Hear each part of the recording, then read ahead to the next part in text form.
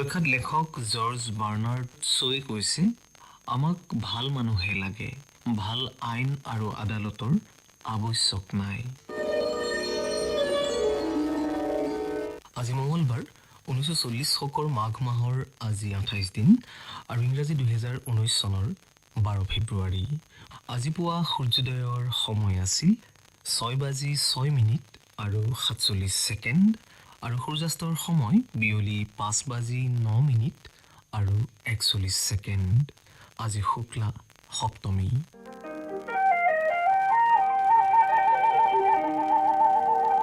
বৰ্তমান সময়ত ছ'চিয়েল মিডিয়াৰ গুৰুত্ব অপৰিসীম।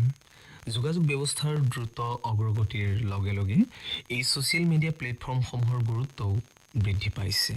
ছ'চিয়েল মিডিয়াৰ ব্যৱহাৰত ল'ব লগা সাৱধানতা এই সম্পৰ্কে আমাক দুআষাৰ কৈছে নগাঁৱৰ এগৰাকী বিশিষ্ট অধিবক্তা তথা দৈনিক বাতৰি কাকতৰ স্তম্ভলেখক প্ৰণৱজ্যোতি বৰাই। ছ'চিয়েল মিডিয়া আজিৰ তাৰিখত এটা বহুল প্ৰচাৰিত মাধ্যম।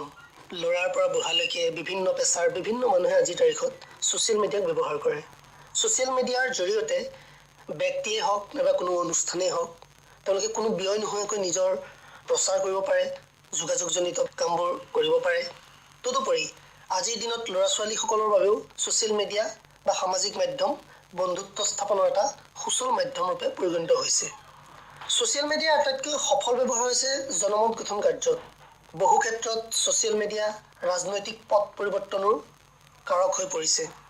বিশেষকৈ ভাৰতবৰ্ষত 2014 চনৰ সাধাৰণ নিৰ্বাচনত আৰু 2016 চনৰ আমেৰিকাৰ ৰাষ্ট্ৰপতি নিৰ্বাচনত ছ'চিয়েল মিডিয়াই এক সুদূৰ প্ৰসাৰী প্ৰভাৱ পেলায়, যি সমগ্ৰ বিশ্বতে তাৰ পৰাই ছ'চিয়েল মিডিয়াৰ ৰাজনৈতিক কাৰ্যত ব্যৱহাৰ হ'বলৈ আৰম্ভ কৰিছে।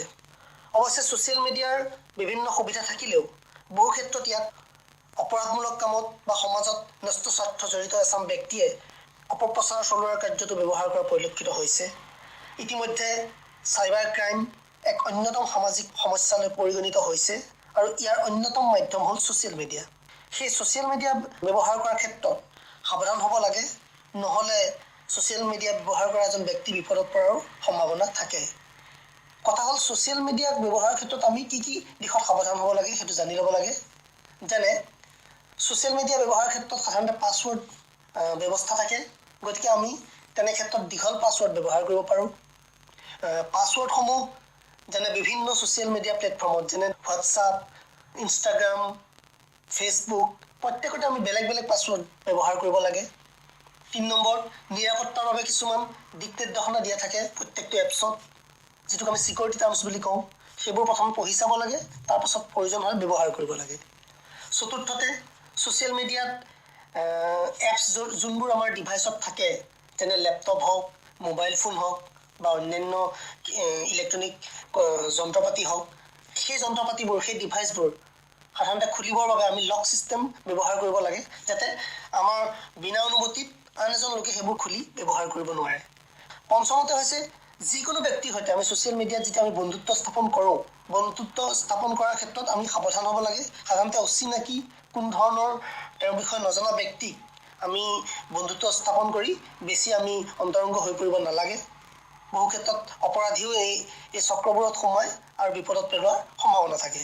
আৰু ষষ্ঠতে আৰু শেষত মই ক'ব বিচাৰোঁ যে ছ'চিয়েল মিডিয়াৰ যিকোনো খবৰ আহিব, জনমত গঠনৰ ক্ষেত্ৰত হওক, ৰাজনৈতিক ক্ষেত্ৰত হওক, সামাজিক কোনোবা সমস্যা লৈ হওক, যিকোনো খবৰ ছ'চিয়েল মিডিয়াত আহেই, সেইবোৰ আমি বিশ্বাস কৰাৰ আগতে প্ৰথমে চালি জাৰি চাব লাগে সেইবোৰ বিশ্বাসযোগ্য হয় নে নহয়। কিন্তু তাক চালি জাৰি নোচোৱাকৈ কোনো খবৰ আহিলে বুলি আমি আন এজনলৈ তাক পঠিয়াই দিয়া বা নিজে সেই খবৰ দ্বাৰা প্ৰভাৱিত হ'লে আমি বহু ক্ষেত্ৰত বিপদত পৰাৰ সম্ভাৱনা থাকে।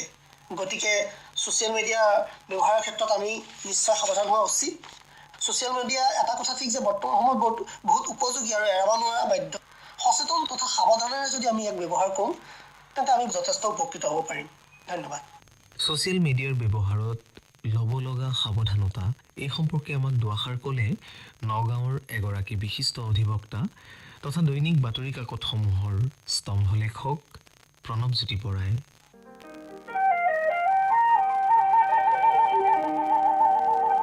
অসমৰ এগৰাকী জনপ্ৰিয় সংগীতজ্ঞ দৰ্পনাথ শৰ্মা। তেওঁৰ জন্ম হৈছিল 1908 চনত যোৰহাটতে স্কুলীয়া শিক্ষা আৰম্ভ কৰা দৰ্পনাথ শৰ্মাই ধুবুৰীৰ পৰা প্ৰৱেশিকা পৰীক্ষাত উত্তীৰ্ণ হৈ উচ্চ শিক্ষাৰ বাবে গুৱাহাটীলৈ আহে। কিন্তু উচ্চ শিক্ষাৰ সমান্তৰালকৈ দৰ্পনাথ শৰ্মাই সংগীতৰ প্ৰতি আকৃষ্ট হয় আৰু পঢ়া শুনা সামৰি যোৰহাটলৈ উভতি আহে। তেওঁ যোৰহাটতে থাকি সংগীত সাধনা কৰিবলৈ লয়। এইগৰাকী সুৰকাৰ আৰু সংগীতজ্ঞই যোৰহাটত সংগীতৰ পৰিৱেশ সৃষ্টিৰ বাবে 1946 চনত এখন সংগীত বিদ্যালয় স্থাপন কৰে।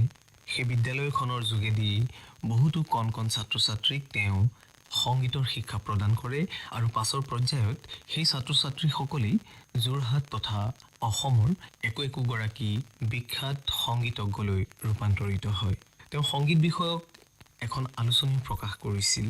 আলোচনীখনৰ নাম আছিল নটৰাজ। নটৰাজৰ তেওঁ সম্পাদক তথা প্ৰকাশক আছিল। দৰ্পনাথ শৰ্মাৰ গীতৰ পুথি দুখন হ'ল কৰবী আৰু ইন্দ্ৰমালতী। এইগৰাকী জনপ্ৰিয় সংগীতজ্ঞ দৰ্পনাথ শৰ্মাৰ আজি মৃত্যুদিন। তেওঁৰ মৃত্যু হৈছিল 1962 চনৰ এই দিনটোতেই।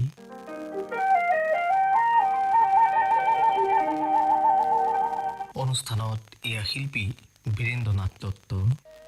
বহুদিন বকুলৰ মালা কথা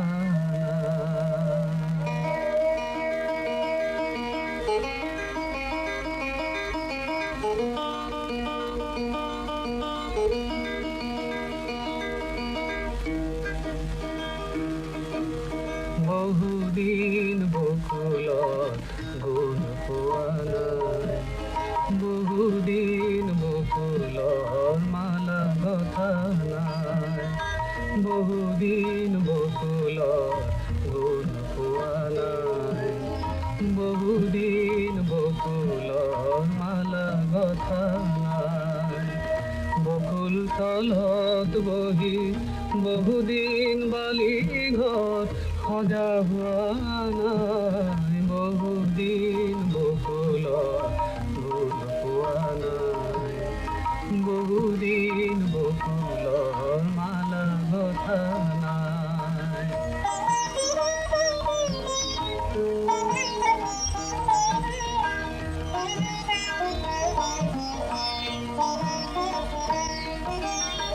বকুলৰ কথা ক'লে বহুতো চিনাকি মোক চকুৰ আগেদি ভাহি যায়।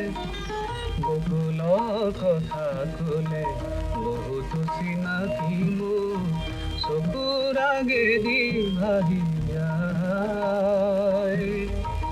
বহুতো পাহৰা গান বহুমান অভিমান, বহুতো পাহৰা গান বহুমান অভিমান বকুলেই দিয়ে সোঁৱৰা।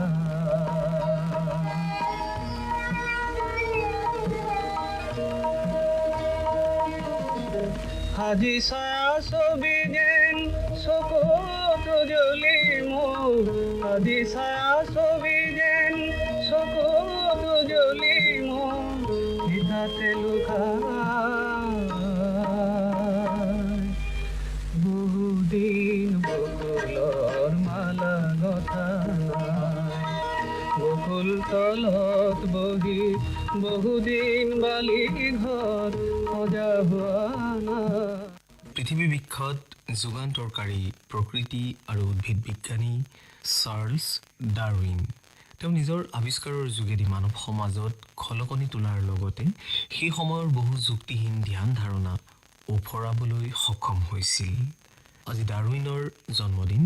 তেওঁৰ জন্ম হৈছিল 1809 চনৰ এই দিনটোতেই। তেওঁ বিদ্যালয় শিক্ষা আৰম্ভ হৈছিল 1818 চনত। 1825 চনত 16 বছৰ বয়সত তেওঁ এডিনবাৰ্গ বিশ্ববিদ্যালয়ৰ মেডিকেল স্কুলত নাম লগায়। মানুহৰ মৰাশক কাটি ছিঙি পৰীক্ষা কৰিবলৈ ডাৰউইনে বেয়া পাইছিল।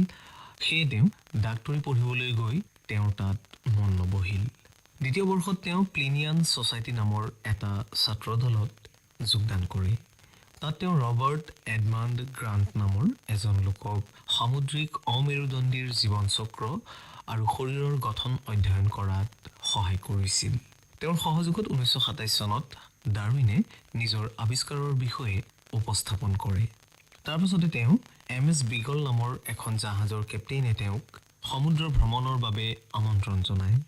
সাম্ৰাজ্য শাসন আৰু বাণিজ্য বিস্তাৰৰ প্ৰয়োজনত ব্ৰিটিছ চৰকাৰে পৃথিৱীৰ আটাইবোৰ সমুদ্ৰ জৰীপ কৰিব বিচাৰিছিল আৰু ইয়াৰ বাবে বিগল নামৰ জাহাজখন ঠিক কৰা হৈছিল।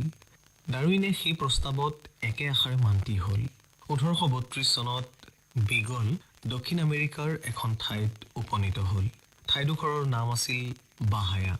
ঘন সেউজীয়া অৰণ্য, পশু পক্ষী, কীট পতংগৰে ঠাইখন ভৰি আছিল। ডাৰউইনে ইয়াত বহুতো অপৰিচিত পশু পক্ষী, কীট পতংগ দেখিবলৈ পাইছিল, যিবোৰে তেওঁক আশ্চৰ্যচকিত কৰি তুলিছিল।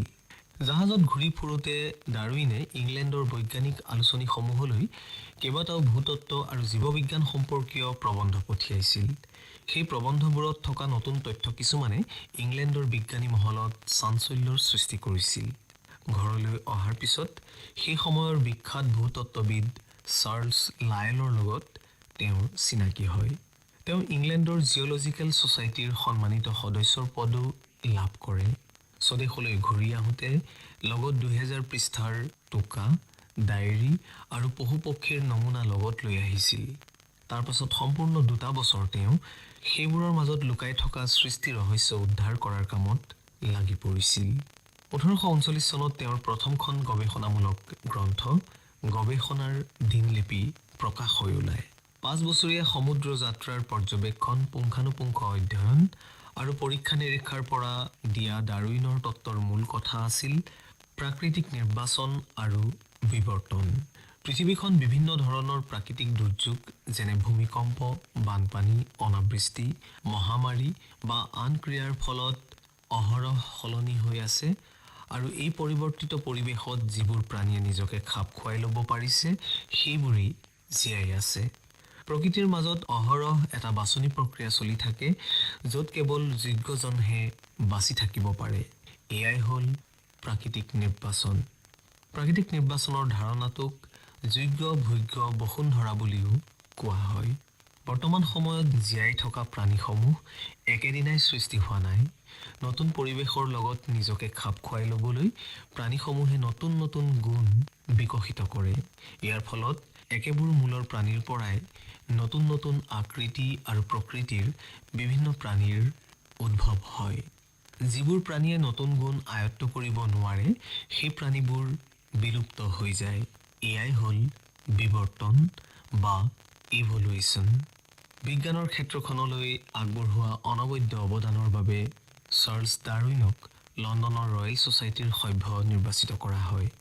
1864 চনত তেওঁ সেই সমিতিৰ কপলে বঁটা লাভ কৰিছিল।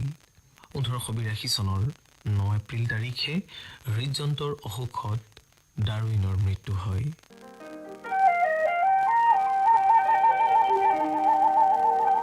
ইতিহাসত আজিৰ দিনটো এইবাৰ আহিছোঁ এই প্ৰসংগলৈ। জাৰ্মান দাৰ্শনিক ইমানুৱেল কাণ্টৰ মৃত্যু হয় 1804 চনৰ এই দিনটোতেই।